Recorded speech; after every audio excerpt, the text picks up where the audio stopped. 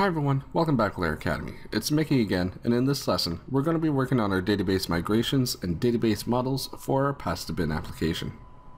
Our paste bin replica is going to be pretty simple. We just need a table to hold all of the paste or the codes that our user enters.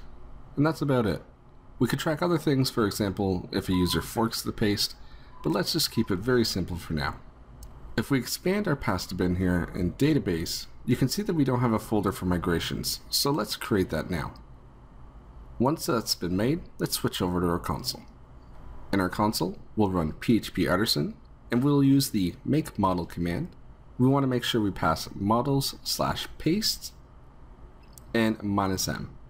So once we hit enter, you can see the model has been created, as well as a database migration for us. If we pull down the app folder, you can see we have a new folder for models, and then the paste model itself. In our migrations, you can see we have the create paste table, and let's start adding to this schema. The first field that we're going to be adding is a string, and we'll name it slug. The next field is going to be a medium text field, and we're going to name that one content. And finally, we need to add a date time field, and we're going to name it expires at. And with everything saved, let's load up our terminal, and let's run php artisan migrate, and Laravel should handle that file for us. Right here you can see it's been migrated, so I know it's in my database. Now with that, let's work on our model paste.php. So let's make sure we load it up in our IDE, and you can see right away that we're not going to need a protected variable for the table. And the reason why we don't need this is because if we look at the class name paste, and then we look at the migration for pastes, because of the command that we ran, Laravel automatically knows that we're using the table pastes. However, we do need a fillable field, and it is going to be an array, one for the slug, content, and then expires at. Next, we need to tell our model that we have some protected dates. Now this is going to transform these dates into carbon objects, so we'll need expires at, created at, and also updated at. The final thing we need to do is set up a quick event. All of our events are going to be stored in a static function called boot. This is a function that comes in all of the models, and we're just going to override it. Because we're overriding it, we need to make sure that the parent function is called as well, and the parent being anything within our model.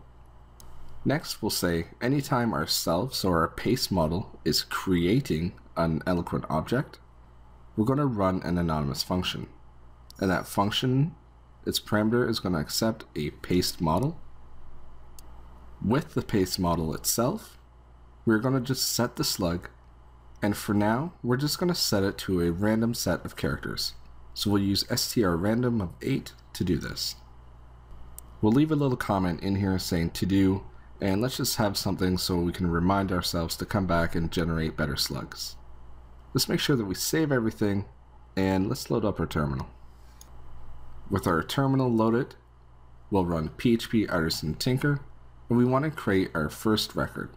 So we could say /app/models/paste, followed by the create method. And we're going to need to fill in the content, and we'll just say something like, hello, I am a pasty. The next field that we need to fill in is our expires at, and for this we'll use our carbon object. We'll set it to today's date, and then we'll add 15 days to this object. Now once we hit enter, this should automatically go into our database, and to test this, all we can need to do is run /app/models/paste, and then call the all function. And you can see all the records, we only have one, however we have everything set, and the expires at is 15 days from today. And with that brings this lesson to an end. You can download the up-to-date GitHub repository off of the link found in the series, and I hope to see you in the next one. Thanks for watching.